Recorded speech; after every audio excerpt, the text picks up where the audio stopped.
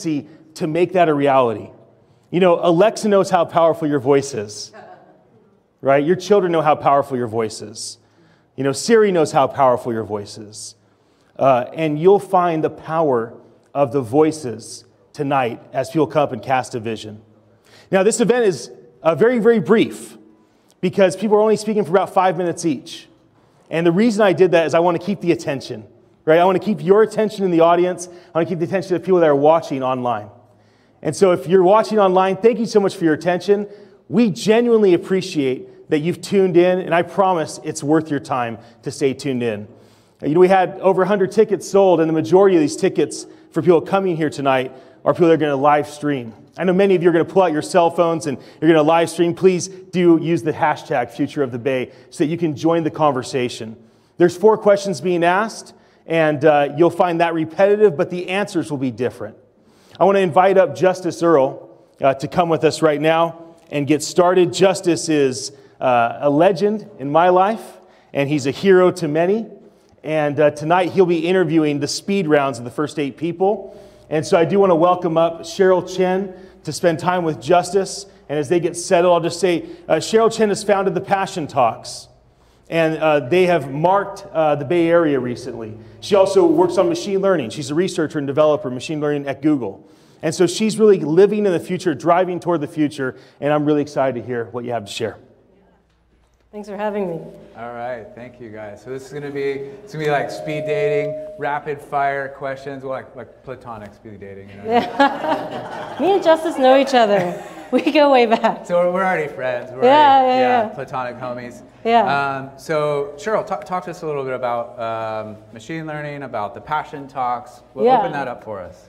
Yeah, I think when I was a kid, when times were tough, you didn't always have the best explanations for why bad things happen, but I had video games, and that really encouraged me to pursue technology because I really felt that telling stories was going to be a way that we changed the world. And so I went on and studied computer science, and then I went on and studied art.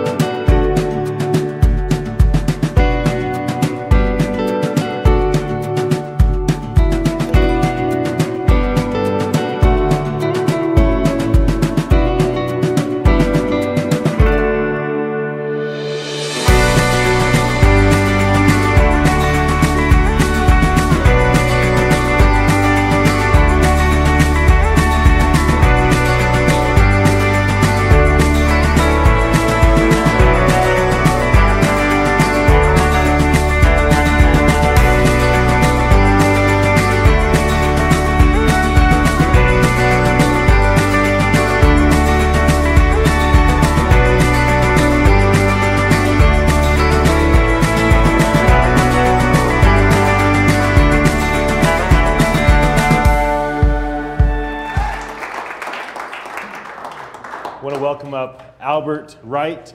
Albert and I had a great cereal party here in this very space. Yeah. And you brought something that I saw in Black Panther. I know. Right? Them blowing the shofar. Albert is an incredible mentor. He's here to talk about the future of mentorship and work at Lamb Research, Fortune 500 company, also founder of different things to mentor young people. So can't wait to hear what you have to share. Thanks a lot, Ian. Albert, welcome. Thanks a lot. So I was doing a little bit of research on your background. Well, one of your previous jobs was with Space Systems L'Oreal. Yes. And one of the things that you guys said in your marketing was you're empowering communication for deep space exploration and habitation. So we're talking about, you were part of that journey that humanity is eventually going to take, living in the stars. Yes. Okay, so when you're not helping with intergalactic space travel and habitation, you're mentoring young people in the Bay Area. What does that look like? Oh man, it's incredible. One of the things that I didn't have in my, that I saw myself doing was teaching, standing in front of young people teaching. But I find myself now mentoring African American and Latino students in science, technology, engineering, and math. And we take them into these tech companies and we show them the technology, the nanotechnology and everything that are in our iPhones and the hoverboards and all of these different electronic equipment. And what they walk away with is an ideal that because they saw us, they can be us. We get together with the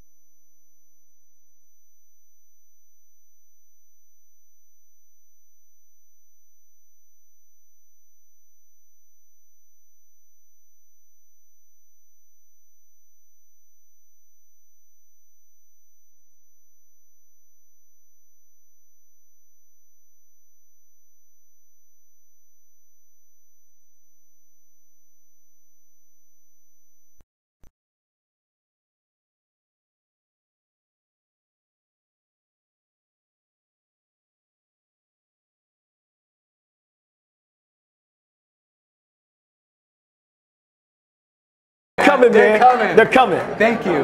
Thank you. Bless you, bro. I'm not sure how you follow that. Okay, I'm gonna have you fish over here. Okay. I give up. I just give up. Andrew's one of my favorite people in the world. I met her up in Reading. I remember sitting down and being like, wow, you're so brilliant. I just want to keep asking you questions and learning more from you. She's here to talk about the future of media. She's at MGM doing, developing all sorts of things around technology, just an expert in, brands, storytelling. Can't wait to hear what you have to share. Thank you for being here. Yeah, thanks for having me. I don't, that shofar, I'm sorry. Yeah, the hair and then the shofar. So the thing about Andrea is she's a woman who knows who she is. You're very, like, you don't need, I mean, not that anybody else needs anything, but you don't need anything because you're so confident. Well, thank you. Thank you for joining us tonight. Yeah. So yeah, you're working, tell us a little bit about your work. Tell us what you do. I work at a division of MGM called Lightworkers Media. So it was recently launched in September. It's a digital platform. If you go to lightworkers.com, basically the point of it is to spread good news, to brighten your day, make it a kind of happier day. It was founded by Mark Burnett and Roma Downey. And so my job there is audience acquisition and development, which basically means marketing. So trying to find the people to watch the media and also to kind of bring uplifting, powerful messages to the world. So Mark Burnett and Roma Downey founded, or Mark Burnett's the producer for Shark Tank, Survivor, The Voice. Right. Yeah. And he's won 8 Emmys, right? Mm-hmm. So you're working with powerhouses in the entertainment industry, and now your focus is to bring good news. Yeah. Right. We've had our fair share of bad news. You're bringing good news to the media. Yeah, that was kind of the vision behind it, is that there's so much bad news out there. Like, why can't there be a digital destination where we actually can see good news? And so one of my favorite pieces is a thing called 30 Seconds of Good News, because in 37 seconds you can watch a quick video and you're like, oh my gosh, I didn't know that these people were doing such powerful things. So I think that's where technology and media really come hand in hand, is that we need the technology to actually spread the good news and actually tell these powerful stories and powerful narratives that, like, the technology is doing day in and day out. Like what's happening in the Bay Area. I'm a Bay Area, I grew up here, even though I've only been in LA since April. Still California. It's still California. But I just feel like some of the stuff that's happening here in technology, we need media and the power of the narrative, the storytelling to actually get that across, to actually make stuff happen, be more accessible, and kind of level the playing field for a lot of people. Awesome. So a big part of your role, it's, product market fit, right? Yeah. You're behind some of the technology and analytics to try and find the audience for the message. And I mean, it's good news, so everybody's kind of the audience. Yeah, we all should be, right, guys? Yeah, we all could use a little more. So, okay, so cast a vision for us in entertainment, in media, in spreading the good news. Yeah. Where do you want to see that going in the next 10 years? Definitely. Well, I mean, I know Black Panther is a little bit of a theme tonight, but I too saw it. And if you watched till the very end, where there's after the end credits, he makes a speech. And one of my favorite lines is he talks about how we need more bridges and less barriers. And I think that with technology, it's so much about good tech is it's actually creating more bridges. And I think that if we can marry together some of the powerful things that are occurring here in the Silicon Valley, the developments, the ways to streamline communication with the powerful narrative of storytelling in film, like, I think that's where the future, and I see 10 years going, that it's like, what can we do with storytelling and media and marrying that with technology? And I love it. I just think you could just go on forever and ever. You can. Yeah. I love it. Thank you for joining us. Yeah, definitely. Wow,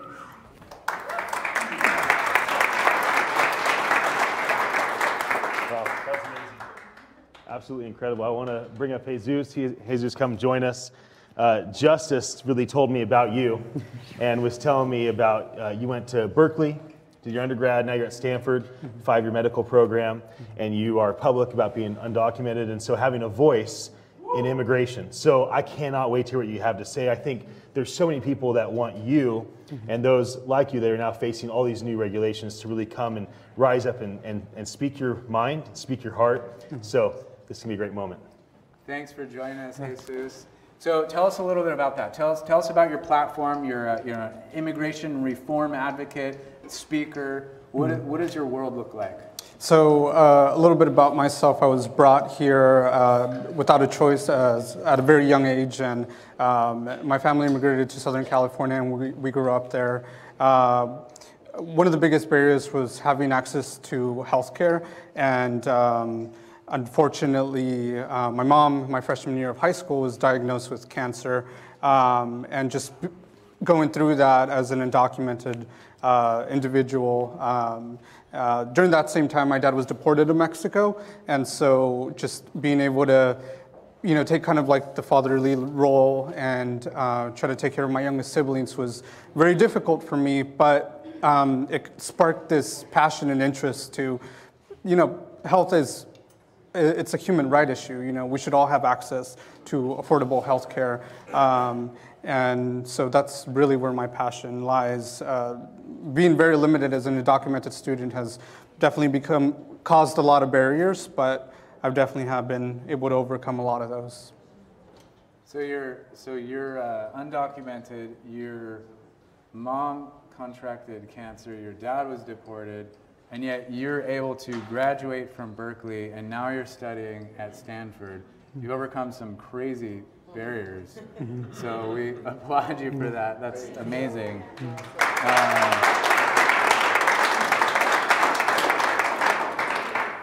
So talk to us a little about, so the DREAMer, the DACA stands for Deferred Action for Childhood Arrival. So your situation, you showed up here.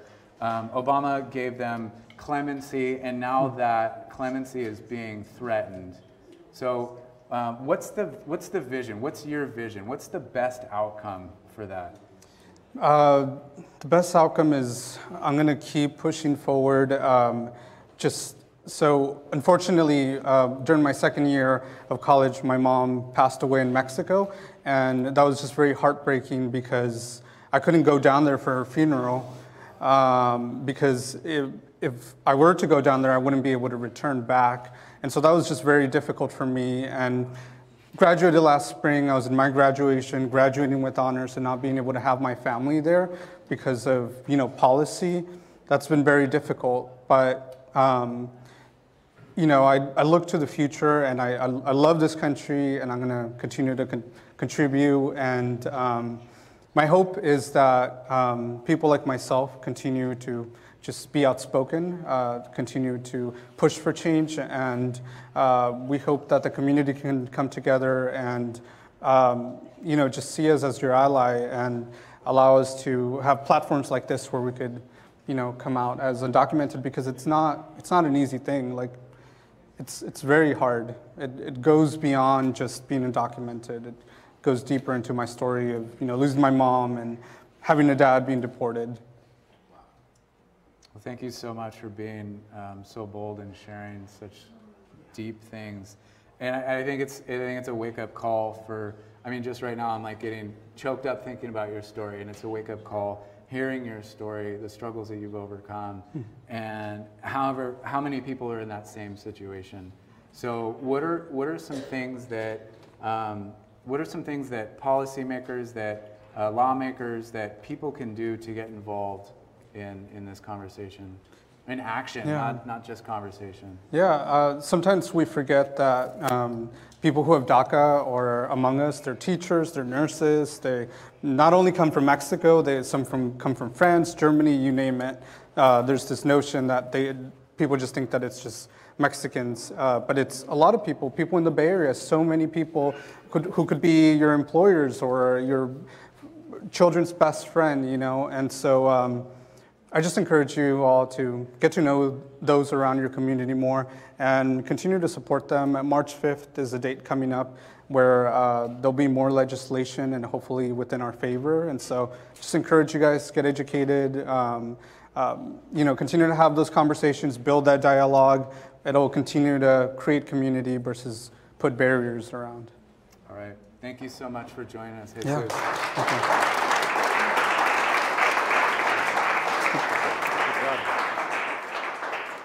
I want to welcome Jeff to the stage. And Jeff Taylor is part of a great agricultural family. So, many advancements in agriculture, so maybe you talked a bit about that. But he's running for governor, and he was a big sponsor of this event, really helped put this on. So I thank you for that. And it's been good becoming your friend, getting to know you. Can't wait to hear what you have to share. Thanks for being here. Thank you very much, Ian.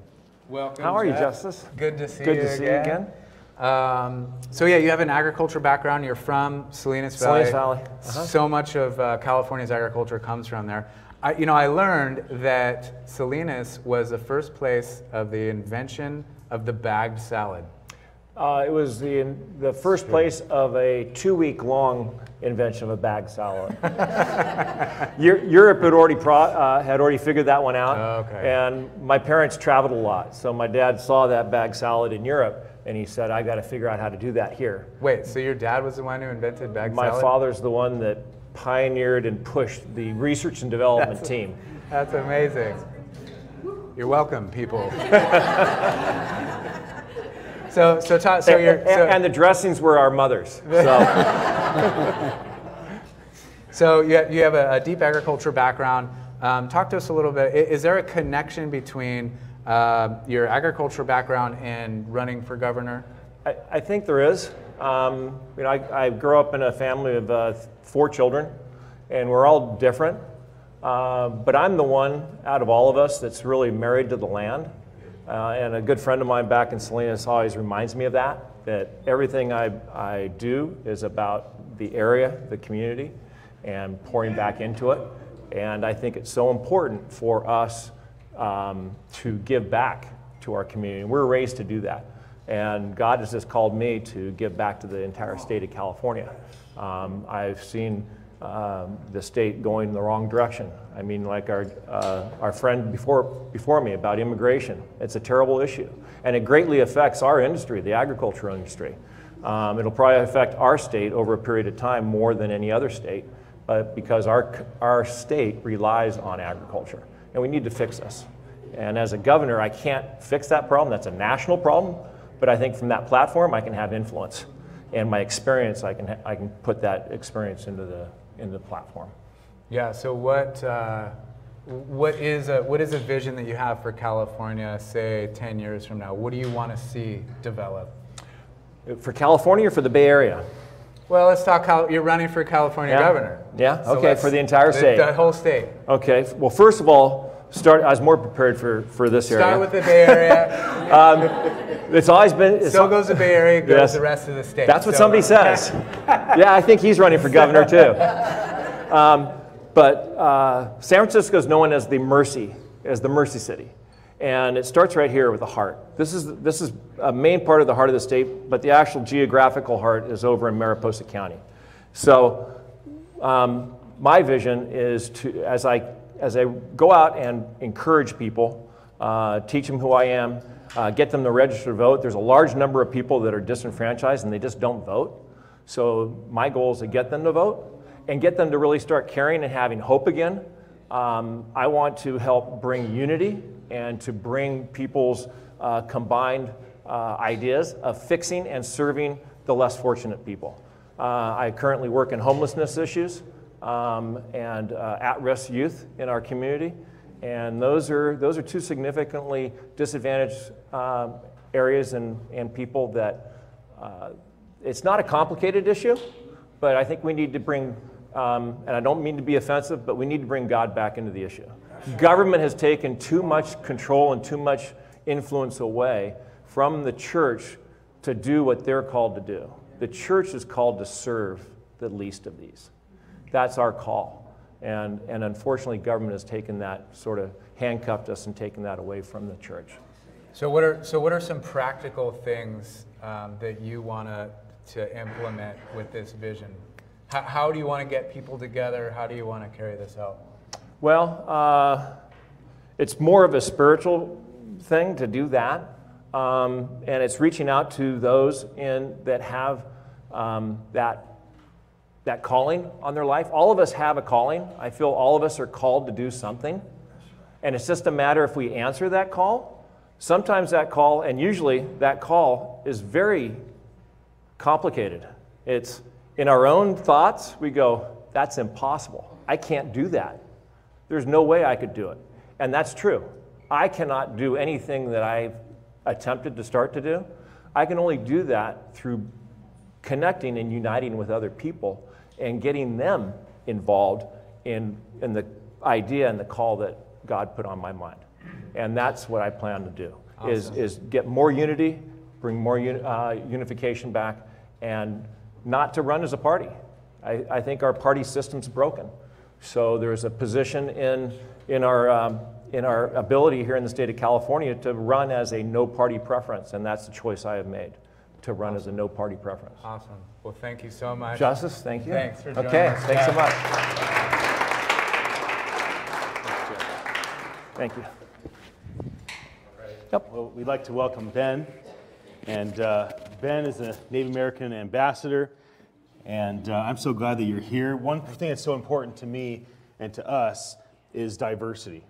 Because the Bay Area is not about one age, one gender, one color, one tribe. And so I'm so grateful that you're here to represent your tribe, the real locals. I can't wait to hear what you have to say. Thank you. Thank you. Welcome, Ben. My pleasure. Thank you. So talk to us a little bit. What does that mean to be a Native American ambassador? Well, it goes back for thousands of years, you know, and I was fortunate to be blessed and walk with our elders and be downloaded history and the incredible favor that they have just in nature itself, just to walk in the land, to be able to understand that there's a vision and a purpose to see the nature in itself be used for medicine, to be used for technology. And you know, it wasn't long ago here in the city that the 1906 earthquake happened, and I was just learning that the earthquake isn't what destroyed the city. It was the fires and the lack of water. And so they reached out not too far from here to Yosemite and to one of our tribes and saw the resources of the water that they were stewarding and brought it here. And then it didn't take too long later that Silicon Valley began to use that water to wash its computer chips, to bring the technology to the world. And not too many people understand those things, but water in itself and the purity, you know, we didn't know about, our ancestors didn't know about selling water, but they knew about praying for the water and the viable resource that it was and is to this day. So, you know, we're looking at water in a whole different, unique way, but water is a provision to bring life and food sources that go out into the nations. It wasn't too long ago, I think about 3 years ago, my wife and I were standing on top of the Golden Gate Bridge looking down. And we have pictures, and we were just looking. I was just in awe, looking at the whole Bay Area, and I was just thinking about, you know, what does the future of the Bay Area look like, you know, and thinking about, I'm afraid of heights too. Deeply spiritual things. Yeah, right. But, you know, and the humility of it, you know, it's just extraordinary, beautiful. And I had to just know that I was just there for a moment. And what could I see in the Bay Area? What could I see? And I began to think about our tribes, the history, and what can we bring, you know, into the city? What can we bring that from out of the city, you know, the blessing of what comes to us creative-wise, you know? And so some part of our history was that we were, as tribes, relocated up north. And in about 2000, we met up with some special people, and we brought our elders, and we were riding on a boat on the bay here. And after we got out, they said, Ben, what do you need? And I said, well, let me ask my elders. And I said, they're asking, you know, what do we need? And they said, we'd like to come back to our ancestral land, and we'd like to be recognized again as a sovereign people. And it was graciously accepted, and a prayer came out. And that was about 2000 of August, I believe. And there's a man here that joined us in that prayer, Ed Savosa, who had a vision to bring life to nations. And so he asked, and I said, this is what they want. They just want a prayer. And he said a prayer.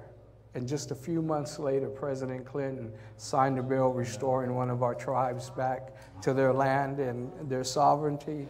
And the incredible vision that they have to bring change, you know, it's just in every sphere of influence that they have. and their wealth. They're just incredibly generous, and they're sharing it, and it's incredible. That's amazing. Well, thank you so much for being here with us, Ben. Yeah, thank you thank for you. Casting a peaceful vision, and bless you. Yeah, thank you. Thank you. That was so wonderful, Ben. And I'm very excited to have you here with us to share. There's a new book, Start, Love, Repeat. I'll just pop it right here while you're speaking. Encourage you to grab a copy. You know, entrepreneurs, the great question is, how do we stay married? And you talk about that in your book. You're also an ink columnist, and you know, your friends say great things about you behind your back. I'm honored to have you here with us. Thank you so much. Yes. Thank you for joining Hi, us, Justin. Dorcas. Thanks for having me. So yeah, we're here in the heart of Silicon Valley. Yes. You know, everybody in this room either is a founder, knows a founder, works with a founder, wants to be a founder, right? I see you all. And you largely, correct me if I'm wrong, you've largely wrote this book because as the spouse of a founder, you didn't quite realize what a roller coaster you're in for. Yes, right? absolutely. And so you write this book in support to find that balance, and so tell us about it. Yes, well, I think most entrepreneurs jump into their passion and they pursue what they want to do, and they drag their loved ones along with them, whether they are willing to come or not. And I think that actually that's a beautiful thing, to have a shared mission and a shared passion as a family. But I think sometimes we can put ourselves in positions where it feels like we have to choose between work and career and the ones that we love. And I think that that's a false choice, and we need to figure out, you know, how do we get back to that place of having room in our lives for the work that we love, the vocation that's very meaningful to us, as well as caring for our loved ones. Yeah, that's awesome. I mean, so many people, when I say success, everybody in this room just got a vision of what success looks like, right? And for a lot of, you know, success comes down to numbers for so many people, but people realize when they hit that success, a lot of times they don't realize, they don't measure relational success, and they find that they've hit these success and then your relationships are struggling or failing. Right. When people are on their deathbed, they don't regret not making more money. They regret not spending more time with their family and the people that they love. And so I think success is really about, you know, how do you live a life that is meaningful in a holistic way? Right, so that includes having really rich relationships and being connected into your community and giving back and doing the work you love. And I would love to see, I think especially here in the Silicon Valley where we're all so hyper productive, I'd love to see us bringing a little bit more of that sense of holistic living into who we are in the office. That's awesome. So cast a vision over the Bay Area. What do you want to see happen in this region with holistic living? Yeah, I think we've done a great job of integrating work into our life, and I'd love to see more life being integrated into our work. And so that means not focusing so much on the shiny objects of what we're innovating on and what we're selling, but really going back to the basics of remembering what it is that truly creates enduring legacies, and that is leaders of character and integrity, and vibrant families and diverse communities where people are looking out for each other, and workplaces where people are valued for who they are, not just what they do. And I'd love to see that in the Bay Area. That's really cool. So what are some practical things that people can do? We've got 30 seconds. What can people do to capture, because people want to do what you just said. How do they do it? There are a lot of really practical things that you can put into place. Like buy the book? Like buy my book. Yeah. Step one, buy my book. I think do an internal review. If you head up an organization, see where you're going right and where you're going wrong. Are there ways in which you are unintentionally treating people like worker bees and not taking into account the fullness of who they are as individuals and what they can contribute to both your community inside the office as well as their larger community. And then put into place policies that give people the flexibility and the security in their career where they feel like they don't have to make that choice between work and family, but they can do both and do it in a meaningful way. Awesome. I love it. Thank you so much for joining us.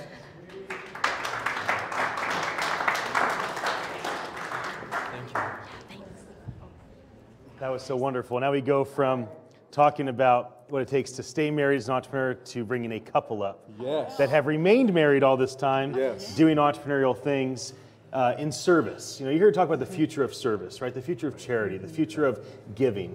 And you've done this for decade after decade after decade, and many people need to hear what you both have to share. Great. Thank you. Thank you. Awesome. So you guys are executives of Assist International. Right. You guys bring healthcare, water, and solutions for poverty alleviation to orphans primarily, correct? To vulnerable people, Vulnerable including people, orphans, and we yeah. work with a lot of orphan village partners around the world. Okay. Yeah. So what does that look like? So it's several different countries. What does that look like in your day-to-day? Well, let me say, first of all, AI is like a Bay Area family story. Started by Michelle's father in the back bedroom of their home in Santa Cruz. Wow. And now 28 years later, we've done over 600 projects, 60 countries of the world for orphan and vulnerable children and in global health. And now we have a couple different campuses, and I love what our previous guest was just sharing about bringing the whole family along, because ready or not, we became, it started in my old back bedroom, but we all caught such a passion for service, really. And I think that's what people in the Bay Area want to do, is be about service and giving above, you know, and getting involved, making a difference. Yeah. The DNA is in the Bay Area. If you want to have a vision for something, and that vision can grow, it's fertile ground in the Bay Area. And there's great people that want to get behind a movement, they want to do something. And that's what started with Assist International. Hundreds upon hundreds of volunteers and professionals really rallied originally around orphan and vulnerable children. And it's grown into a dynamic work in global health as well. Into the medical field and poverty solutions, all the things you were talking about. Yeah, yeah. So what are the practical things that you guys do day to day in your organization? So on two levels, for so long, everything we did happened on the other side of the world. We're helping come alongside people in country that have a vision to meet the needs of orphan and vulnerable children. And then at the same time, by necessity, the issues of global health are great. And so over the last 28 years, we've cultivated partnerships and corporate partnerships. We love corporate America because they bring such incredible capacity. We're doing innovative things. We're building oxygen plants. We're doing a global safe surgery program in the developing world. In Ethiopia right now, we're bringing safe water to health centers. Women don't have to labor on a bench in a concrete room. And they can have clean water coming in. Instead of have to carry their two big jerry cans that are 50 pounds each. That's in some of the places you have to bring the 2 jerry cans to have a baby. Your family goes out and gets the water. Wow. But the beauty is the way in which people rally around a movement and can accomplish something from the Bay Area to the world. And we also wanted to do something in the Bay Area, and we've been able to do that through a corporate partnership, and we're able to give goods from a major wholesaler through a World Vision partnership, and it's just been able to be a wonderful outlet to supply and partner with so many organizations and nonprofits in our community that are frontline people, and we get to be a part of that. Awesome, awesome. All right, so we have about 15 seconds. Yes. I want you to cast a massive vision for what you want to see in your field of work. I'll go first. In the next 10 years, I see the Bay Area. Everybody's looking at the Bay Area. It can be the biggest giver in the world, and I'm not talking about money. I'm talking about talent, ability, knowledge, wisdom, innovation. We can be the biggest giver, and I have a belief that it's better to give than to receive, and good things will come to the Bay Area as we do that. What he said. Where's the shofar? Thank you. Thank you guys so much. Thank you. Thank you. Thank you. Thank you, Justice. Thank you for interviewing 8 people back-to-back speed round. I think it was, it was 8. What was something that stands out to you? I felt like there was, I don't know if you did it intentionally with the lineup. There was, yeah. There was a specific method and pace. There was a lot person of, after person there was on a lot of purpose. synergy. There's a lot of connection with what people were saying, and everything is connected, right? There's nothing in a vacuum. We tend to get into these vacuums where you're focused on one thing, your profession, your skill set, or whatever. But the solution comes when you bring everybody together. Yeah. So I love the people that you brought in to do that. They're making it happen. Yes. Well, as any famous tag team, I'll go in. I'll go in. So we have Cheryl Chen that came and shared from Google about the future of artificial intelligence, and Albert Wright that came from Lam Research that comes and shares about the future of mentorship, and Andrea talking about the future of media. And you think about these first three people, very diverse, very different backgrounds, different ages, right? Represent different types of our tribes. And it went on with Jesus sharing about immigration, and Jeff sharing about agriculture and specifically his heart for California, and Ben coming and sharing about what it's like for him as a Native American and for his tribe. And then Dorcas coming to share about relationships. And then finally, Ralph and Michelle coming to share with us about service. So now I'm going to invite the next person to come up and share. And it's going to be still fun and fast-paced. But Justice and I kind of decided to split up the interviews so that it wouldn't be just 2 hours for one person. So Jackie, can you please join me? I would love to spend time talking with you about the future of employment. All right. Jackie, you've been a hero to me because of the way that you treat your employees. You're part of a family that is one of the largest construction companies in California, and your intentionality and your focus on loving and serving your employees is unlike what I hear many people speak about as executives. And you have so much to give, but I really would like you to keep the focus on what can it be for an employer, if anything's possible, anything, 10 years from now, what could it be like for an employer that employs like you, several hundred people or more or less? Talk to that for a moment. Okay, first I got to give you a hug. Oh. I know everybody else gets hugs, so I got to give you a hug. A couple things that I just want to say is what I really see emerging, especially here in the Bay Area, is a new crop of business owner and entrepreneur that, yes, is very creative, very innovative. Of course, every business owner wants to have a degree of prosperity, but I think the missing link that we're going to see linked up in the Bay Area is that business owners and entrepreneurs are not just going to be focused on prosperity, but on posterity. And that's that next generation component, that they're going to want to reseed and reinvest in their employees, not just to get a return on the investment within the business, but be able to really invest in their lives and their well-being so that your employees can really be the best that they've been called to be and designed to be. I see in California especially, and the Bay Area, that there's a new crop of entrepreneur coming that has creativity and innovation and all the DNA of the success that is needed for entrepreneurship, but also that there's a real strong core for social justice. And I think that's the component that I really see rising in the Bay Area, that there's a tremendous social conscience, and then there's really a DNA woven into enterprise here that I see emerging in the Bay that really is focused on bringing social justice, creating equity, not just giving into your people so that they can come under you and be more productive, but also really sowing into your people and investing into your people so that they can come alongside of you. I know for myself, I want to see the people that work with me and the people that I see in my sphere, I want to see them do better than me. And I think that new crop of leadership is really going to have the heart of a mother and father. And that's not something to do with age. It just means the ones that have more experience or more expertise in an arena are going to give what maybe took them 10, 20, 30, 40, 50 years to get, and really pay it forward into the ones that they see have potential but might not be able to get where they need to go without us giving in to them.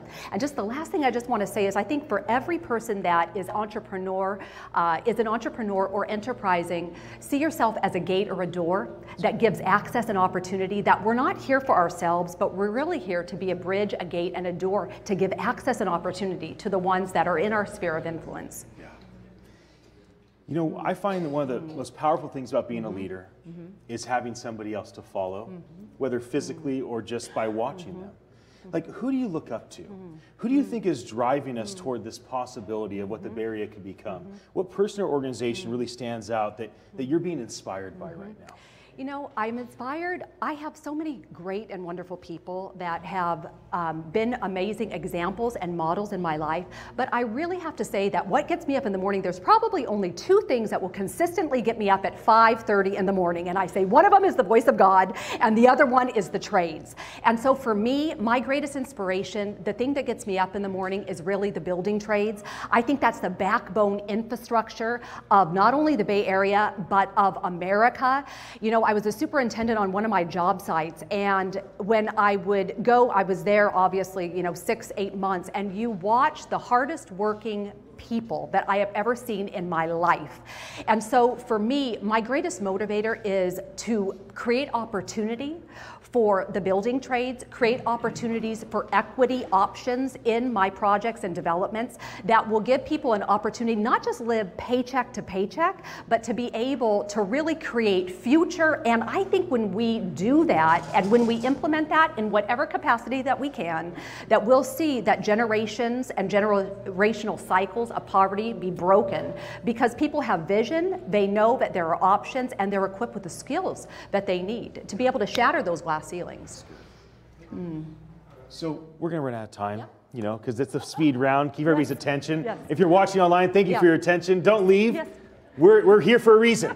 Pay attention to us. I promise it's worth it. Back to all of you. Sorry for that moment. Just, you have to give some love to the camera because there's people watching. Yes. Thank you for watching. Yes.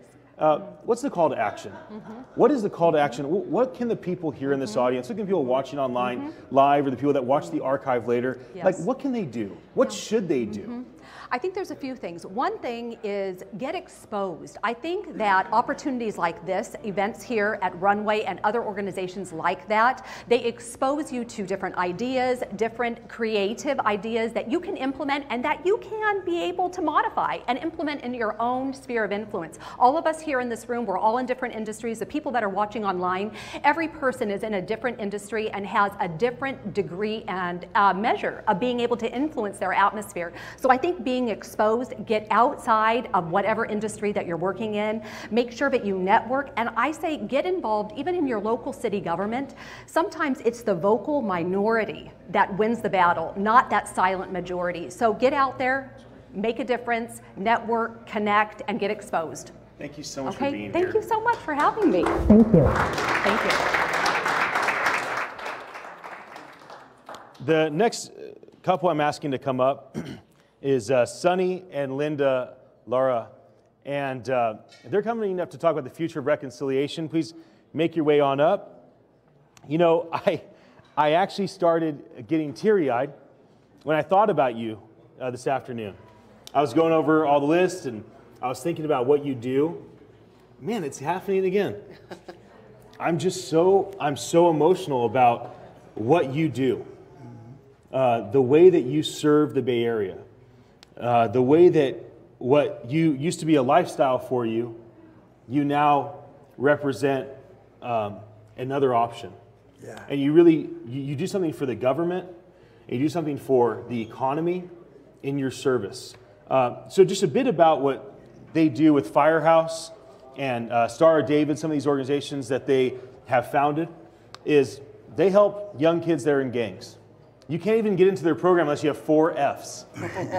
So, where the majority of people are afraid, like truly fearful of walking down the street next to somebody that you serve, you're not afraid of walking down the street. You'll bring them in your home, you'll bring them in your house, you'll bring them in your car, you give them your cell phone number, you give these people access to your life.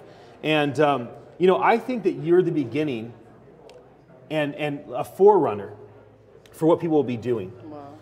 And so, imagine a world 10 years from now when the work you do in reconciliation to bring government and business together with, the rough ones, and to bring the rough ones together with each other, to bring reconciliation between gangs, to bring peace where there's war. That's right. I feel like you're a forerunner in that, and you have been for a long time. Imagine a world in the future where this is a common practice. What does the Bay Area look like when people are reconciled with each other, when people are at peace? Safe. It's safe streets. You feel good about letting your children out the front door and go play at the park, not worried if you go to the park, there's going to be a drive-by. Most places we went, we have transformed that area, and we've heard the family says it feels good to come out and not worried about getting shot. Because we work with the shot callers and that, and how do we work with them? We let them know there's jobs, there's opportunity, there's gold in every one of you. And our job is to tap on that potential and let them know. You weren't a mistake when you were born. But you know, you become a product of your environment. So what's out there? When the city brought me in, I said, you need to give me the keys to unlock every youth center there is. And let us in there. Let us bring these guys in there so we can start meeting with them. Let them shoot basketball. Let them play soccer. Let them play baseball. The only trophies they get are the trophies we buy.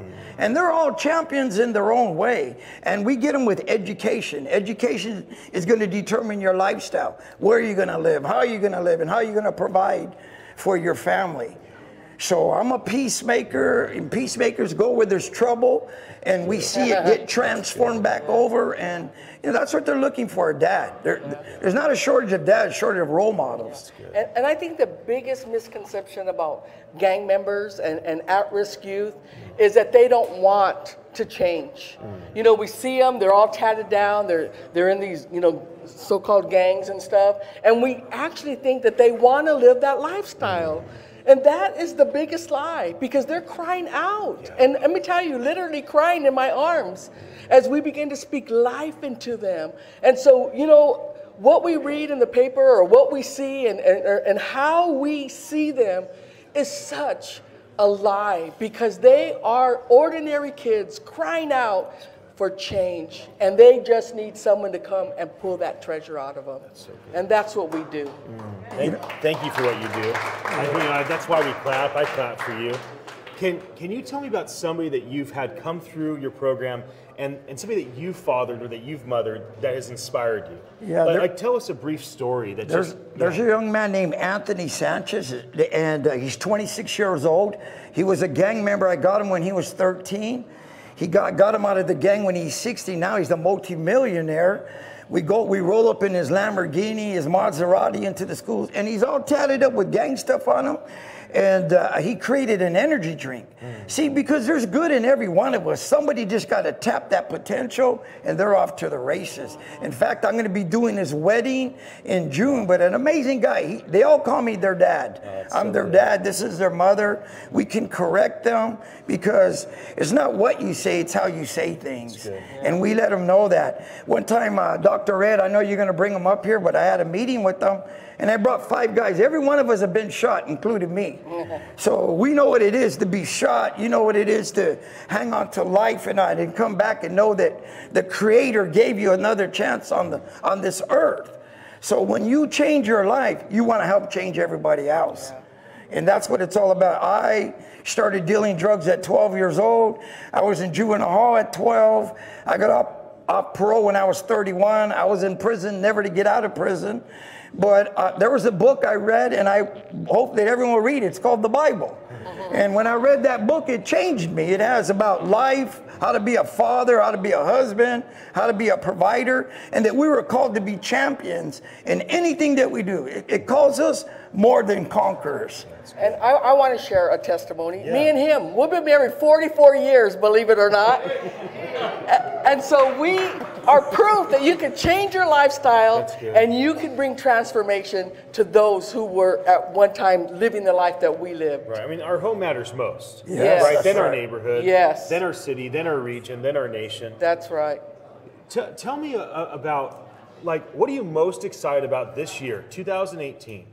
Like, what is the vision? What is the strategy? What are you going after? Who are you working with? Like, what's the big thing that you want the world to know that you're driving after this year? Well, we're in more schools now, and remember, you have to have 4 Fs or more to be in our program, and they have 6. You know, and overachievers. Overachievers. That's right. And we let them know that F's turn into D's, and D's turn into C's, and C's turn into B's, and B's turn into A. So we give them hope. Like, if you have F's and you get a D, we'll give you a movie ticket. We'll take you to eat. It's an incentive. You accomplished something. Exactly. It's exactly. And you know what? You're talking to leaders. Can you imagine when you get them on the right track? Not anyone can be a leader of a gang, man. You got to be tough. You got to know the streets. You got to be fearless and all these things. So we just said, imagine what you do if you went the right way. You know what I'm saying? You turned it around, and now these guys are working in Facebook, Google, all these big old companies. We do something with Valley Christian School in that. It's called the ISS program.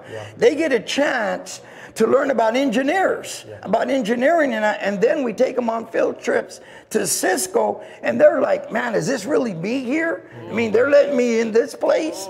They're not grabbing onto their purse and their wallet. You know, it's crazy because people look at me and say, you mean he's a minister? You mean he's that? I go, yeah, that's me. This is me. But our greatest success, you know, is raising up leaders to lead. They know, you know, the language has changed. We have to keep up with, you know, what they're saying, you know. But they have it. They have it. But it's all locked inside of them because nobody takes the time, you know. You don't need much time to get 4 Fs, okay? You just have to do nothing. So we get those Fs. I'm telling you, people are coming in with no GPA, 0.1, okay? Leaving, honest truth, 3.8, 4.0 after we spoke life into them and gave them life skills of achievement. So we have some graduated from Stanford University. I mean, they're going to the top colleges now when at the beginning they had no hope. Yesterday we were at Santa Clara University doing a panel for the criminal justice where you get your master's, and some of the people on the board have been arrested. The chief of police was next to us from the senator's office, and they were saying I'm a role model to them, and I'm like, okay. You know what I'm saying? But they're tripping out. Yeah, see, he kept them in their job. You gave them a job. There you go, there you go. Yeah, that's right. But man, you know what? Never give up. Never give up. Don't give up on your children because there's people out there. You got to connect them to the right program. We're Firehouse. If you don't have a fire, we'll put one in you. And if your fire's wild, we'll help adjust it. That's good. That's good. Thank you for being here. I appreciate you. Thank you so much. I appreciate you. Love you. All right. Well, I want to go ahead and welcome up Dr. Doherty and guest Jerry Mersa. And we met recently at your school. So come in close to the glass table so we can all be close to each other. I'm so excited to have you here. Thank you. The thought that what Valley Christian School has done as a private school in the nation is incredible. You're currently in the X Prize. Yes. To Map the Bottom of the Ocean. Right. You're still a finalist in that. Right. We're headed to be a finalist, we hope. We did really well in the semifinals. You've sent multiple satellites to space. All kinds of science experiments on the International Space Station. Yes. It's amazing. Over 100. Over 100.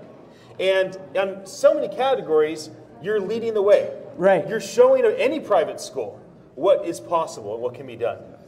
And so I'm so grateful that the two of you are here. Thank you for being here. I really enjoyed our time together. That was a meeting that just kept rolling. It just kept going and growing, which I think was wonderful. It was wonderful. So could you introduce yourself? I know that, please. Jerry Mersa, Superintendent at Valley Christian Schools. Great. And what's your background with educating young people in the Bay Area? 21 years in public education. I was a principal actually in the district Sonny was talking about. Yeah. My students, K-6, I was a K-6 principal. My students fed into Andrew Hill High School. So some of those students who were in Sonny's program probably came from my school. Wow, amazing. Very tough conditions that they were living in.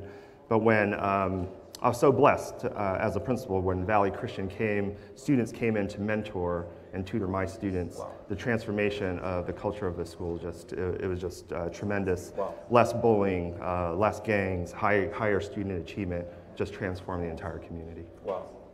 And tell us a bit about your background. You've been at Valley Christian for 32 years now. And wow, you can count. That's amazing. That's great. 32 years. Yes, I came in July of 1986, and the school was in tremendous decline. We had a notice of going concern on an audit, but with prayer and with a wonderful, wonderful group of people that pulled together, the school has become an amazing place. We have 2,750 students, but you know what's most exciting about Valley Christian Schools for me right now is that sitting up on a hill, Sheila Lane, who was principal before Jerry, looked up and said, "What's that up there on the hill? I wonder if they could help us," because their students, their whole school was on academic probation. Wow. That was the beginning of an overflow of Valley Christian into our community. So what was on the hill, we determined with the principal, the superintendents, and others that were involved, that what's on the hill should be in the valley. And that's been our passion, and that's actually what's occurring. That's good. If anything's possible in the next 10 years, what can you envision for the Bay Area education, even for the nation education, because you're really leading the nation in your action? Cast a vision for us. So what's happened with our programs that make things so successful for our students is that people that are sitting out here, the people all over Silicon Valley that have a DNA of strategic, get it done, get things happening and make it happen, that they get connected with young people who have a great academic education but need that exposure to that kind of thinking. If we could get people that are the leaders in every community to start spending an hour or 2 hours, perhaps hour and a half a week, sharing not only their strategic thinking, the DNA, that they would be exposing our students to the same kind of thinking, it's contagious. That's what's happening with our students, and that's what we're doing in our schools, and it's amazing to see the outcome. Hey, did you hear that? I mean, what they just said, if people would just volunteer an hour or two a month, maybe you step up hour or two a week. I mean, do you want your life to matter? Do you want to be a part of something bigger than yourself? I mean, every single speaker that's in this room, he's talking to you. Everybody that's in attendance, he's talking to you. If you're watching online, Dr. Doherty's talking to you right now. That's right. You can make a difference. You can be part of something bigger than yourself by teaming up with an organization that's really making a mark. And you know, what really an obstruction is that people think, I don't have a teaching credential, I don't belong in the schools, I really can't make a difference. What we've discovered by taking our students and the people that are already making a difference, that have a direction in life, and connecting with children in our schools, it absolutely changes their direction, changed the whole culture. We're working with 7 schools, public schools now, and it's happening in every school. Because the kids in the public schools that have disadvantages, they have only core academics. Oftentimes, they don't have the enrichment activities. They don't have academic opportunities in the same way. The enrichment, what people go to school for, they need a comprehensive education. They need artistic beauty, and they need athletic distinction along with academics. Because if they don't have those opportunities, their God-given giftedness doesn't have an outlet, and they're emotionally distressed, and they don't learn. That's the reason we need light, life, then learning. And we can make it happen by every person. If you can play an instrument, you can teach a lesson to a group of students every week.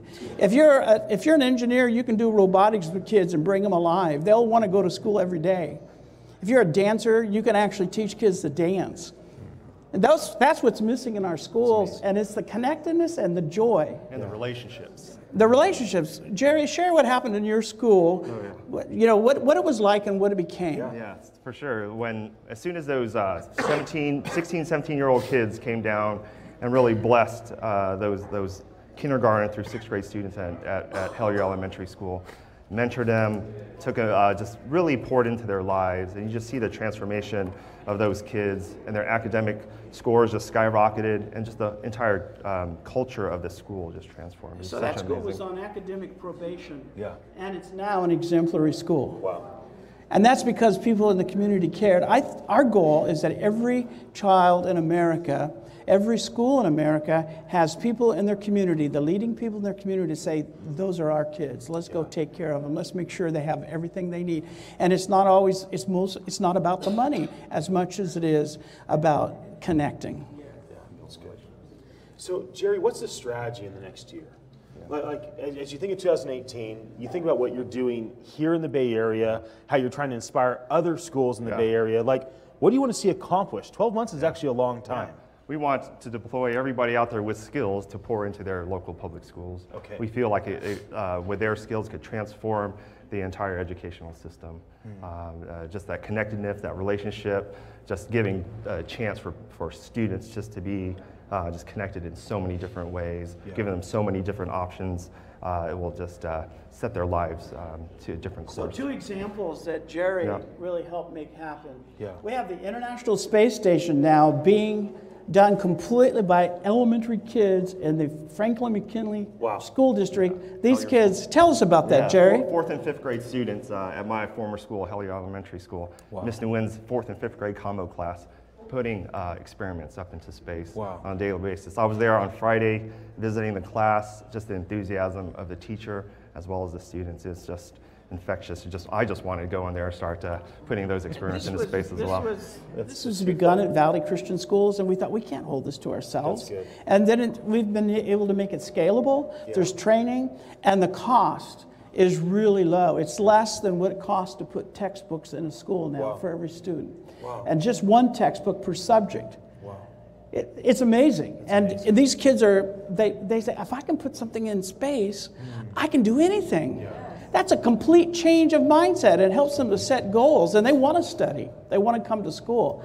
Now, you heard the story about Sonny telling about the Andrew Hill students. These were kids with 4 or more Fs. They got the opportunity because of circumstances not having enough funds to pay the teachers. The school couldn't take advantage of it. So I talked with Sonny. Sonny says, hey, we can sponsor it through our program, and we sponsored it, but they were the conduit. And there's a way to get these things done. So what happened is the really bright kids in the school, the kids that were working hard academically, said, why don't we get that chance? And so turns out we had to let some of them in. We wanted to. So we had half really excelling academic students, half of the kids that came from 4 Fs or more and were involved with drugs and all these problems. I knew for a fact that the potential was the same. They all succeeded. They all were achievers. All of them. That's what's possible if we just get people who care connected to the kids in our school. And they're in every community. I love it. Thank you so much for being here. All right. Thank you for what you do in the Bay Area and with all the youth. Thank you. We appreciate it. Thank you.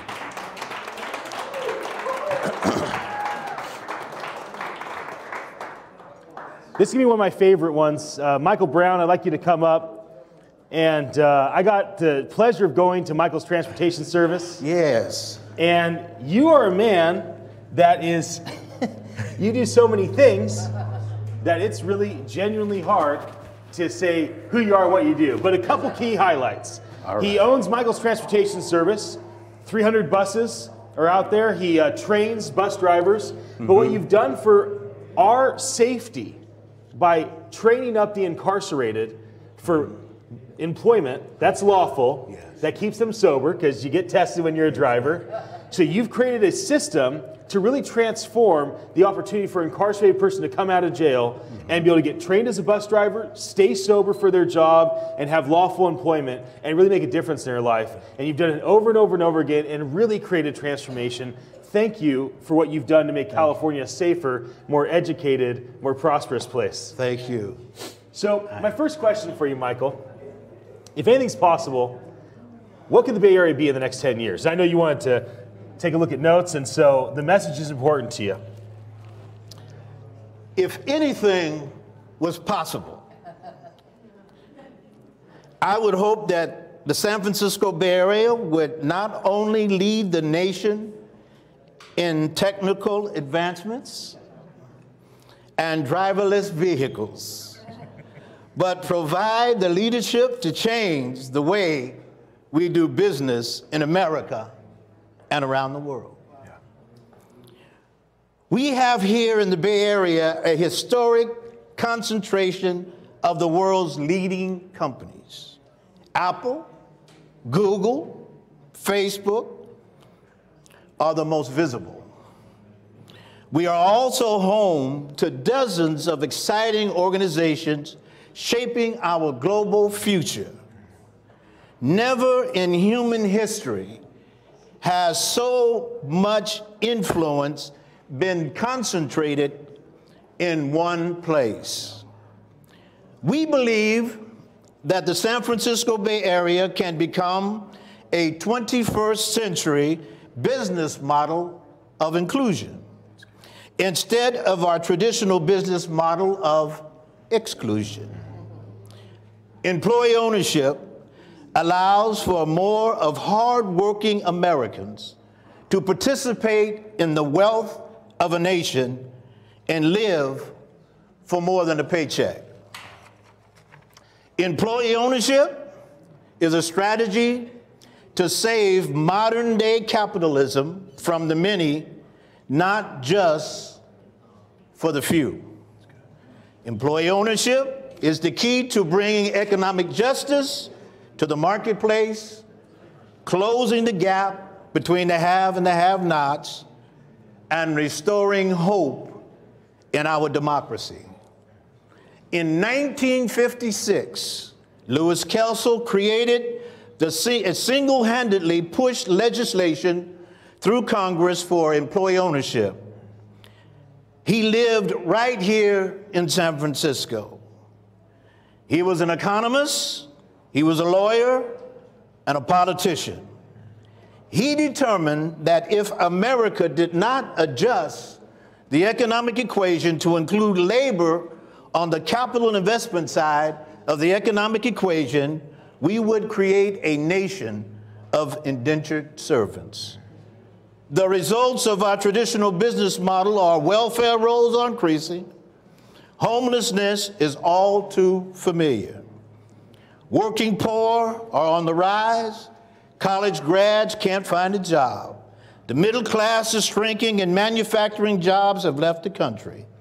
Too many families are living in silent desperation with a wage just above water. Others are just one paycheck from financial disaster. Our senior citizens are struggling to make ends meet because of inadequate retirement plans.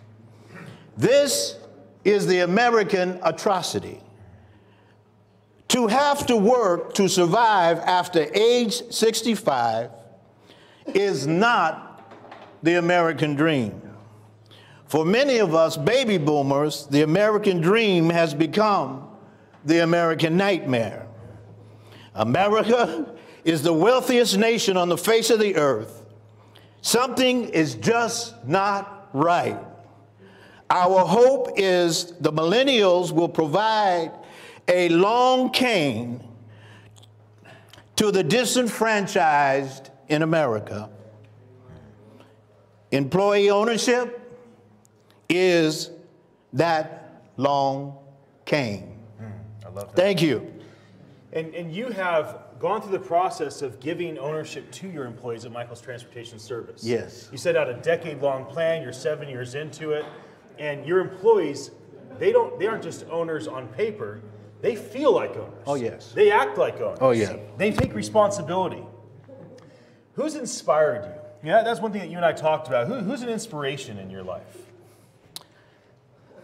And this one I really appreciate being able to read because the gentleman is in the room right now. And he may not realize what an impact that he's had on my life and the life of my family. So I would hope he would receive this in the same manner in which it was given, out of love. Dr. Ed Silvoso, founder and president of TransformOurWorld.org, is the most inspirational, influential, intellectual person I have ever known. I am inspired.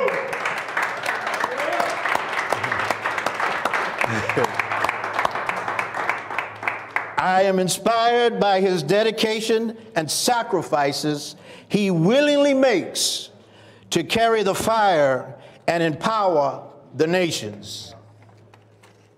We appreciate Dr. Ed Silvoso for what he has meant to me and my family. I would have been satisfied to live out my time in the sandbox of life and then die and go to heaven. However, he gave me a world stage to share hope from a world stage. Because of his commitment to transforming nations, we have gone all over the world. We have been to Argentina, Paraguay, Indonesia, Hong Kong, China, Juarez, Mexico, Toronto, Canada, and many cities here in California. I honor Dr. Silvoso as an international strategist and a prolific author of 4 bestsellers on the subject of city transformation. Each book gives you a fresh perspective and new insight into my life and legacy in the marketplace. His book, Anointed for Business, changed my life and validated me as an influencer in the marketplace. And for that, I am eternally grateful. Mr. Ed Servoso, bless you. We are out of time, but I want to ask you the third and final question right here. And because I love what you have to say about going from exclusion to inclusion. Yes. Our next speakers are talking about inclusion. I'd love for you to wrap it up with what you wrote here. I just was moved by it when I read it. So the question was, what could happen the next decade, in next year? Like, what's your strategy for this year, for this vision? This is what is happening in the marketplace as I speak. Small business owners across the country are being bought out by large investment groups. This is one of the practices that keep wealth of a nation in the hands of a few. Many business owners are not aware of employee ownership being an option. Instead of selling up to these investment groups, business owners can sell down to their employees. These are the people who are directly responsible for the success of your business and deserve to be rewarded for their dedication and labor. This action would start to replace the traditional business model of exclusion with a modern 21st century model of inclusion. It has been said by Mr. Ed Servoso, you give a man a fish, you feed him for a day. You teach him how to fish, he can feed his family for a lifetime. But you sell him the pond and you reverse the hierarchy of the many serving the few, rid the nation of traditional model of exclusion, the root cause of systemic poverty, and start to bring economic justice to the marketplace and restore hope in our democracy. God bless you. Oh, thank you so much, Michael. All right. Thank you so much. I want to ask up our host, Katie. Will you please come up? Katie is the co-director of Runway, and you've launched with your partner the Female Founders School. And I've enjoyed spending time with the two of you recently as I've been able to spend time here at Runway. I love it here. It's a second home for me. And I just wanted to give you time. You know, I scheduled an extended time, a little extra time, so you could talk about inclusion. You could talk about diversity in terms of tech, what you're actually working on. And I can't wait to hear what you have to share. So the first question that we had discussed was, what is possible in the next decade? First of all, I want to say we're so excited to have you, Ian, as part of the Runway family. You are just exceptional. Can we give a round of applause to Ian for tonight's event? We really appreciate it. In the next 10 years, the Bay Area will be more prosperous. Yeah. And this will be because the technology industry will be leading the way in inclusion. We'll see more diverse executive teams. We'll see company practices and hiring practices that are more inclusive. And we'll see a broader breadth of needs met and problem solved. And this will lead to better financial results and more market opportunities. And this is why we are starting the Female Founders School, because underrepresented founders are the source of this prosperity. From our experiences, when I first started as a founder who did not know what she was doing, I wasted a lot of time on ideas and spent a lot of money. And what I realized is that until I came to Runway and got the mentorship and support I needed, I was just spinning my wheels. And this is why we want to bring the framework, the mindset, the network to not only later stage founders who have the money and the support, financial support, but the really, really early stage, idea stage founders who will change this industry for the next decade. That's right. That's right. And the Female Founders School is a 3-month-long program to equip aspiring female founders with the tools and the connections to enable them to test their ideas and start companies. And you have one going on right now. That's right. And Jackie Sino's a part of it. That's right. You know, we both think Jackie's a hero, right? We've talked about how inspirational Absolutely. Jackie's been to us personally, and I'm so happy that she's connected with you. With We're lucky to have her, absolutely. Yeah, she's lucky to have you, and vice versa. Now, you already have your first cohort launched, and you're going to be doing these regularly. So if there's a woman that's in the audience, if there's a woman that's watching online live or the archive, like how can they get involved? What would make them qualify? What does it take to get in the club? Sure. Well, first I would say that everyone should be part of this movement. Everyone has a role to play when it comes to supporting underrepresented founders.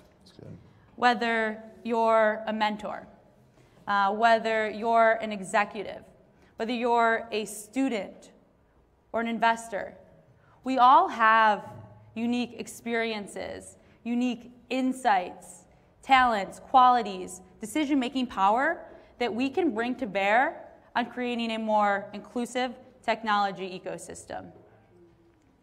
Specifically, in terms of if you are interested in being a founder, whether or not you're ready to quit that daytime job.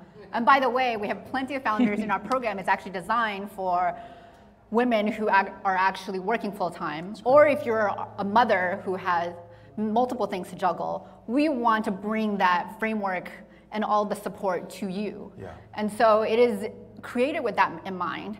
And then the other thing that I touched a little bit upon earlier is that you're never too early, because a lot of the frameworks that's in place that we're familiar with, especially in Silicon Valley, it's really for founders who already have that MVP, who already have that traction.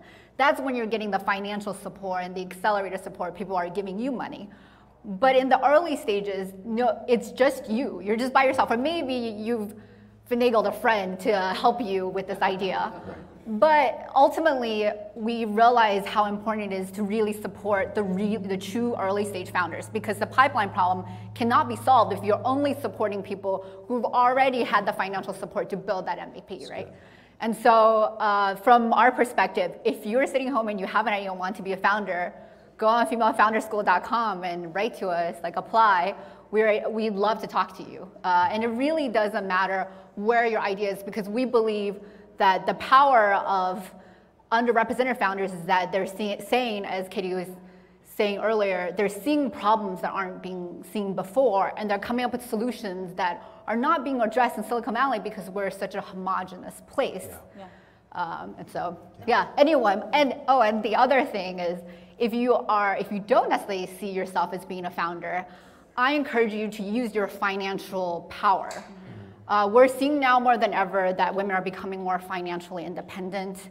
And a lot of times, the money that you're spending doing your day job is just going to your savings account or checking account, and maybe you're investing it a little bit. But we want to encourage more women to see, and men as well, allies, to see the power of their money and how it can go towards supporting these early stage founders. Because right now, 95% of venture capitalists and institutions are men. And so if you see the power in these underrepresented founders, go mentor them, go have a conversation with them, and even maybe invest a little of your savings with them. That's great. Do it. What's your vision for the next decade? Not decade, for the next year. Like, what are you hoping happens? What's your vision for the Bay Area, for inclusion, for Runway's female founders, for other groups that are your peers that are doing similar things? Like, what do you want to see happen this year? Put simply, I want to see people recognize their positions of influence and use those positions of influence to support underrepresented founders. I would also not mind if there was more transparency in the investing industry, especially for where VCs are disclosing not only the companies that they're investing in, but also the representation of the founders that they're meeting with, that they're taking meetings with. Because I think that kind of transparency is necessary for us to build a more inclusive community of founders, because those founders are the ones who will be creating the diverse solutions and the diverse community that we will hopefully see. I love it. Website again? Femalefounderschool.com. Yeah, femalefounderschool.com. And can you tell us about somebody that's in the school that you really see like they're a great model, like C. Simone, is in the Female Founders School. We all love C. Simone. You know, she's amazing with what she's doing with Film Hero. Like, what is she doing that's helping all the other female founders? What's Female Founders doing for her? Like, give us a case study in terms of like what's logically happening in the accelerator. Sure. So the way that we start is we teach very important entrepreneurial frameworks for how to test an idea. So that if you're deciding, do I want to take this on full time? Can I make a business out of this? You can gain the evidence to prove that, so you're willing to take that step. And the next thing is you'll be connecting with other founders who are on that same journey that you're on, who can empathize with what you're going through, and who can provide feedback. We're also going to connect you to founders that are one step ahead, who have recently gone through what you've gone through, and who have been successful. And then additionally, we'll be connecting you with a larger network of supportive investors and mentors. And so all of this is to bring to fruit this entire cohesive community where Simone, in the case of Simone, she's not only a participant, but she's also mentoring other women in the same community. Like? I mean, so there's so many powerful women that have been very, very successful.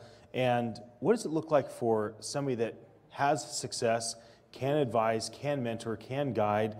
What does it look like for them to get involved? And how would they get a hold of you to engage with you? Sure. Email us.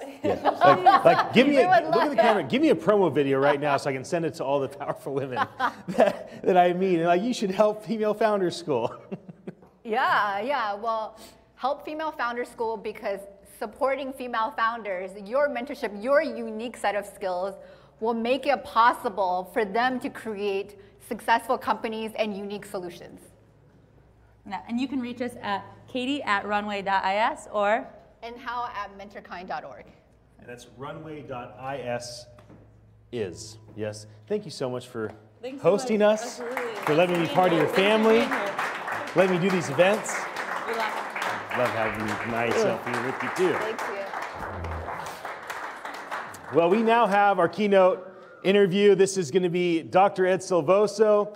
Ed has become a father in my life. He's somebody that has guided me and taught me what it is to be a good husband, to be a good businessman, to make a difference in the world. So many of the speakers that were here look to Ed as a leader. And in many ways, when I found out Ed was available for this event, when I first scheduled it, I thought, wow, if Ed can be there, I have to give him the most time because I could just listen to you forever. So why don't you come on up? Good to see you, Frank. I do want to talk about Ed's book. It's called Ecclesia, and the title is Rediscovering God's Instrument for Global Transformation. And I've learned so much about what really is transformative. You know, it's not an institution. It's not a box. Here, why don't you come on closer to the glass for the camera? It's not a box. It's not a religious thing that you have. It's transformative. It's tribes of people. So I'm so glad you're here. Glad to be here. I would love for you to cast a vision for what could the Bay Area become in the next 10 years? Well, you know, as Michael Brown said, you know, the Bay Area is very, very privileged. Yes. Very privileged. We have so much going on. But this is the reflection that I have. Every time there has been a revolution, like the French, like the Industrial Revolution, it created a vacuum that gave breathing ground for violent revolutions. This is different because the technological revolution is being led by millennials. Millennials care about social justice. They are passionate about eliminating poverty, collaboration. So I see so much hope, Ian, because when this revolution reaches full swing, it will not concentrate the power in a few people that will exploit other people, but like Michael Brown has done, you know, it will really spread the wealth all over. So that's what I see. But I also see, if I may elaborate, a resetting of the world economy coming now. I mean, no one living off a credit card can live forever that way. So we live in perpetual indebtedness. So I see a dramatic resetting coming down. I mean, a global bankruptcy that will reset everything back because we live in illusion. Money is unreal, it's that. The real value is the land, is the property, is what we build. When that happens, I feel, Ian, that the millennials with their idealism and the older generations, you know, the Moses guiding them to cross the Jordan, we could really reset the world economy. Do you realize that 1 billion people live in $1 a day? The next 2 billions live in $2 a day. I mean, it could be transformed, you know, if we eliminate this artificial debt that we have created. Wow. So that's what I see coming and happening. And how do you see that transforming the next generation? So if the millennials drive this, what's it like for our children? Yeah. Well, it has to be transgenerational. You see, what I love about the millennials, they are so spirited, you know, but listen, they are here because they have parents. Those parents are a bit older than them. And those parents have parents too.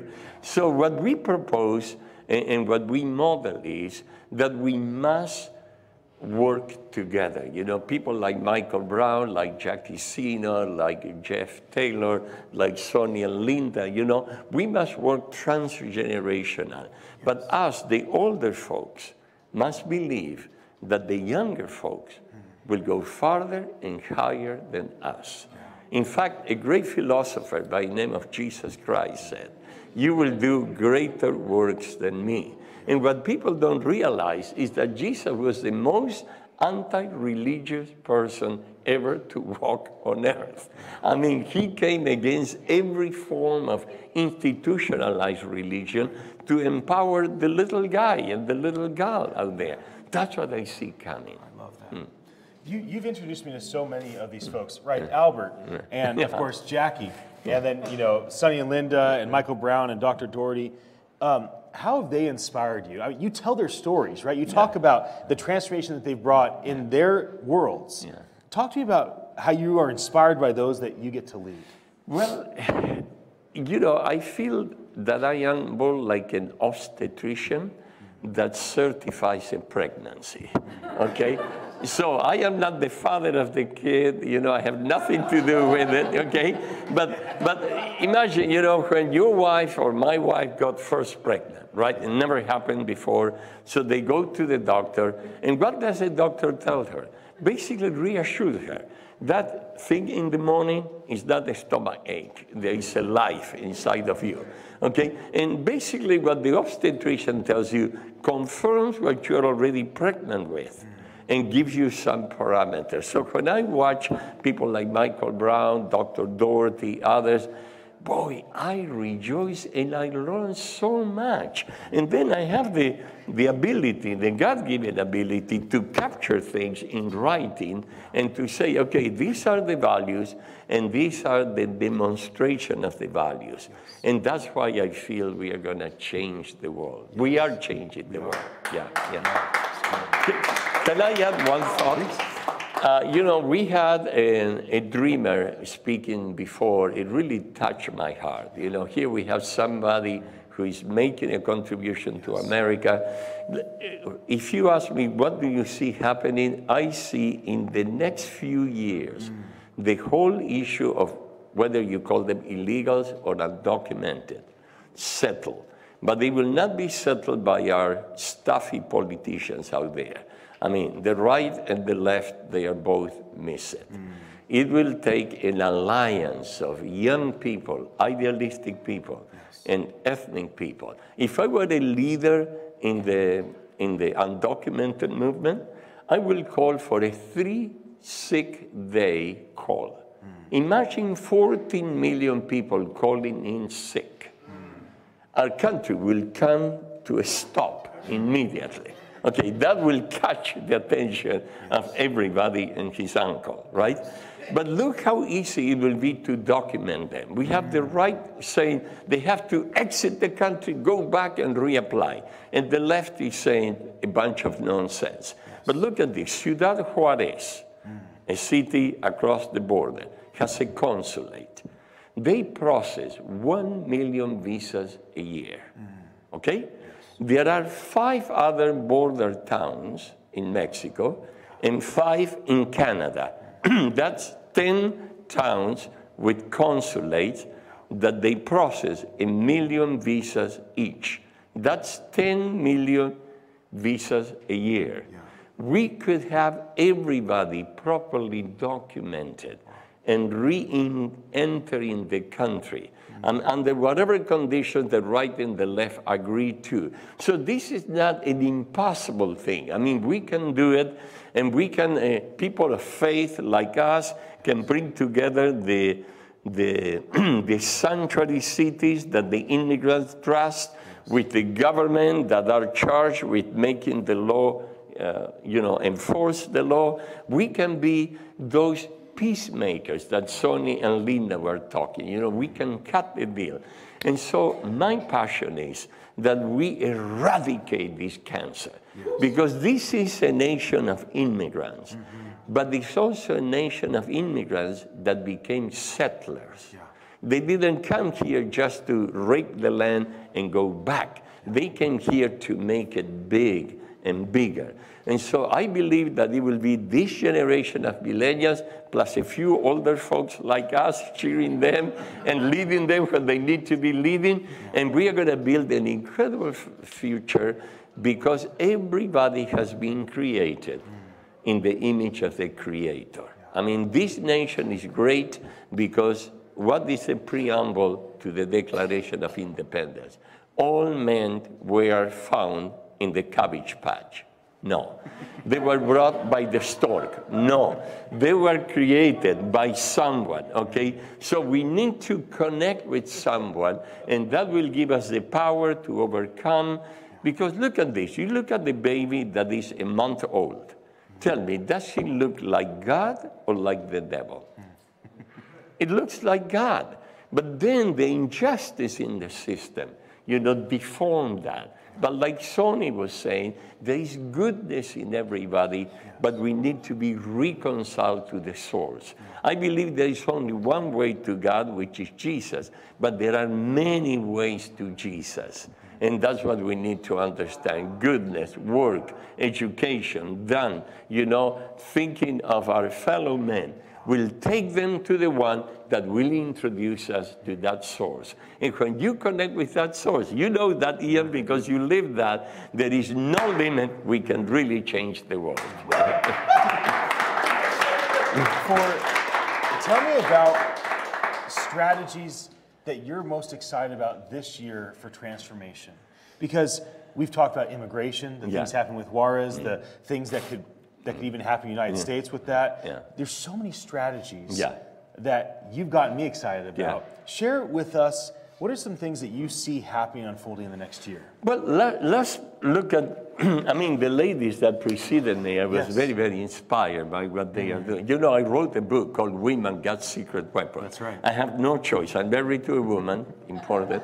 I have 4 daughters, okay? I have 9 grandkids. But look at Michael Brown.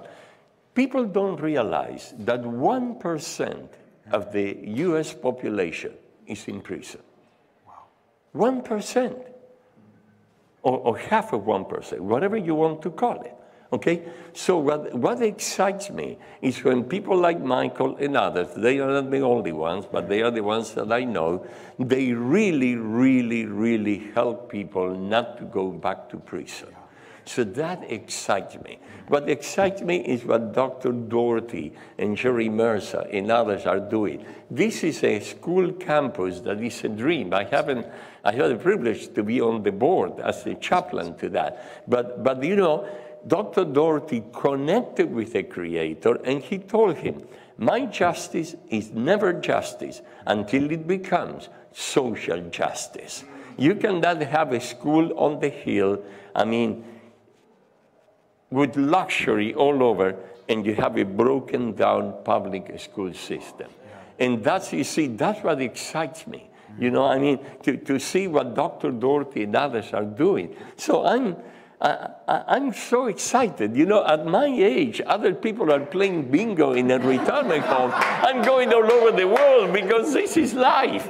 And it's happening in Muslim nations, in Hindu nations, in atheistic nations, because you cannot turn the ocean back, okay? People are born for a purpose, and that's what we are doing. You seem to be more excited about life, your mission, your vision, your passion, your calling, every time we're together. Yeah. How do you keep your greatest days ahead of you? How can we live a life the way that you're living it right now? Well, there is a case study in this book called the Bible, and there is an old guy. You know, it doesn't look so old to me now. I'm turning 73 this year, okay? When I was 17, a guy who was 85 was way over the hill. Okay, but this guy's name was Caleb. And Caleb told his boss, whose name was Joshua, he said, give me that mountain. That mountain is where the giants dwell. Because at 85, my strength is the same that it was at 40. So then I asked, what was the secret? Because, you know, 12 years from now, I'm going to be 85, right? I mean, what is the secret to be as strong at 85 as you were at 40? And this is the secret, and this is the answer, my answer to your question. Always look for a bigger fight, a bigger fight. I mean, don't be an echo of the past, be a voice for the future. I mean, look for something that you say, yes, I'm going to go for it. Like Queen Esther says, if I perish, I perish, but I choose where to perish. So I want my last check to bounce. I want to live all the way to the edge. I want to invest everything I have and then say, yes! That's how I keep my energy going. Thank you so much for being here. Thank you. Thank you for all that you do to make this happen. Yeah, thank you. God bless you. God bless you. Let's give Ian and his wife, Joanne, a big hand and their kids, because you put this together, okay? I love you. I love you. Would my wife, Jonna, my two boys, Malachi and Kenton, stand up so everybody knows who's most important to me in the room?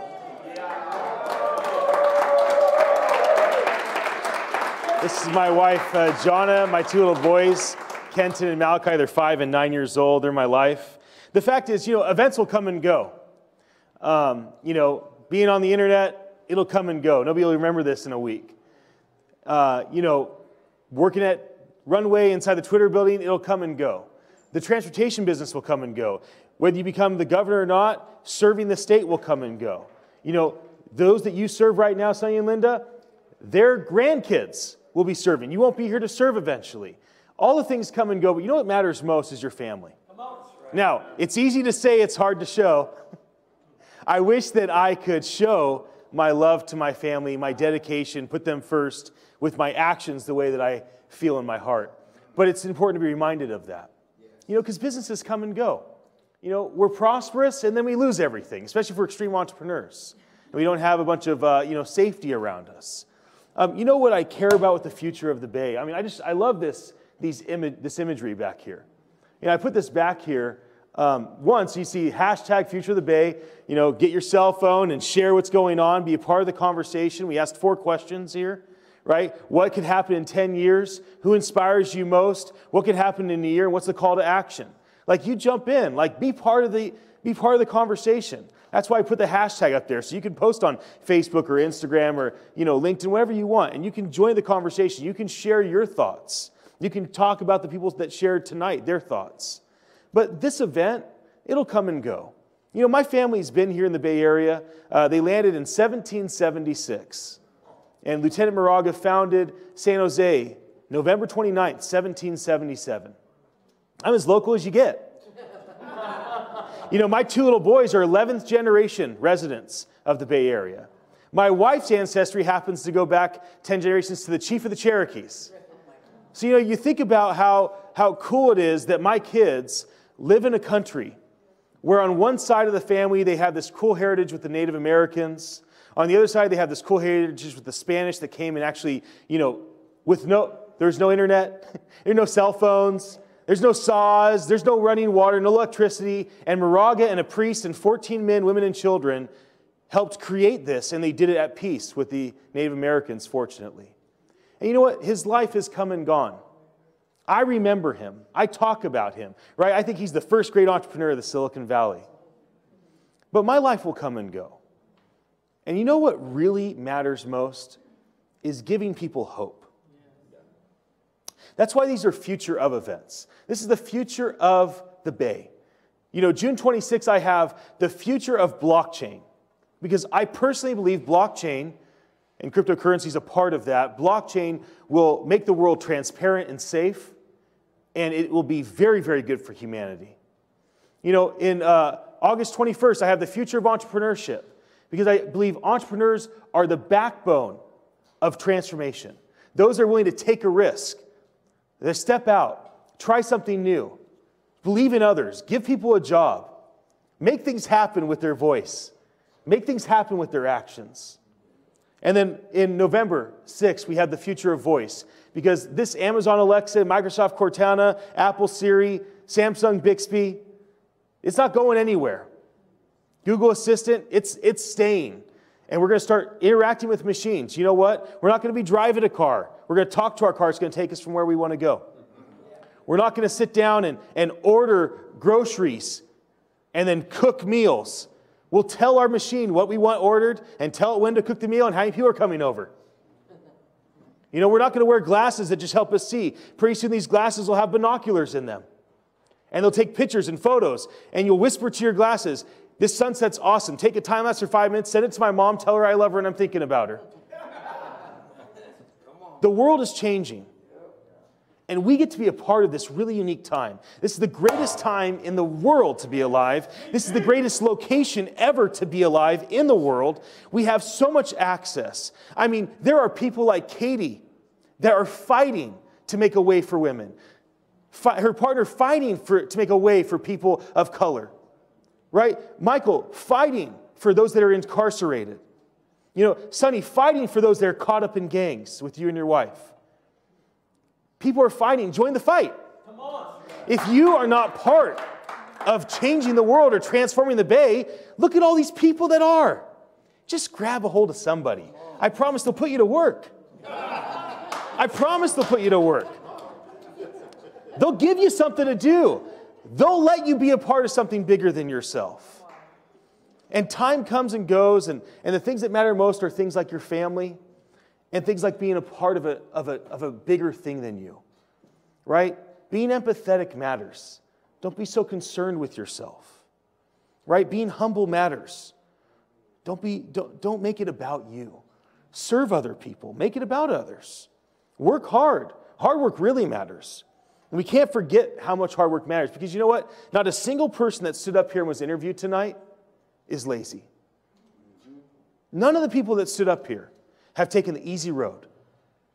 It took hours and hours and toiling day after day, week after week, month after month, for many of you, decade after decade after decade, of investing your life over and over and over and over and over again. That's what it takes. And when people let you down, it's too bad. That's just the way it is. People are frail. We let ourselves down, right? We have the tendency to implode our own lives. And so as I wrap up, I love to start and end on time. And it's 8:59, so the time is near. I want to thank the sponsors for this event. I especially want to thank Runway. I want to thank you.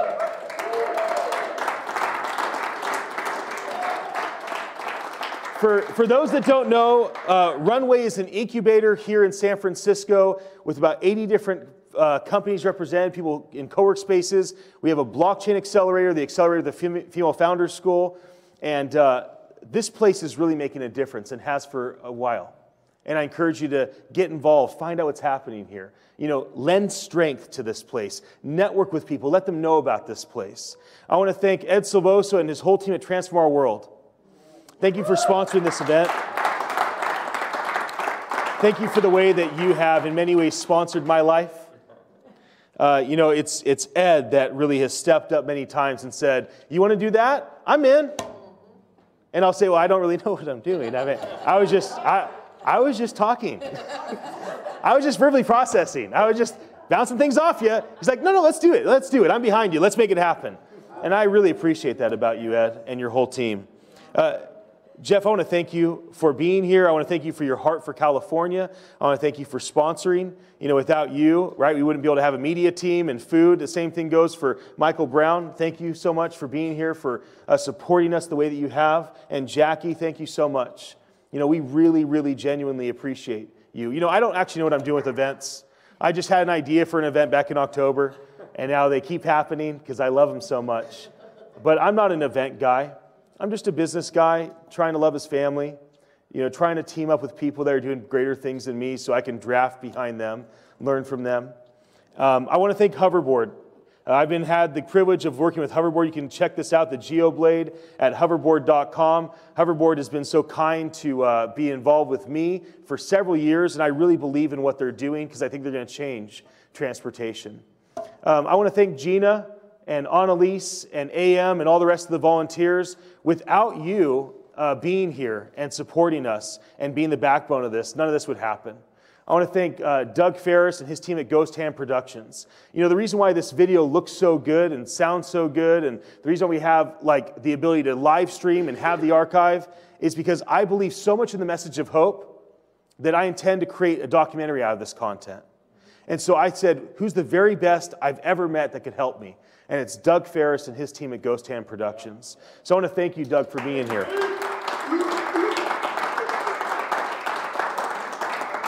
I want to thank Sean Buckley and Jesse Maitland and Whitney Hancock and Ryan Lupton and Ryan Collins, all coming down from Reading to support this event.